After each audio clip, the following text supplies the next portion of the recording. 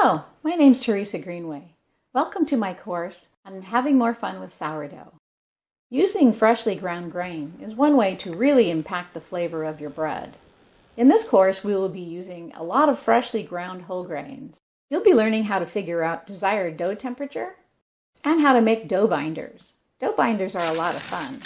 They help the bread to spring up in the oven. There are 10 formulas that you're going to be having fun with.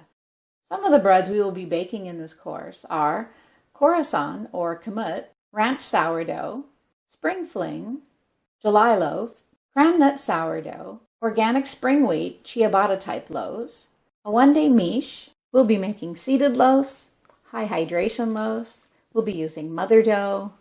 We'll be baking beetroot bread and even a dinosaur loaf. That's a lot of breads, and we're going to have a lot of fun. So let's get started. Let's have some fun.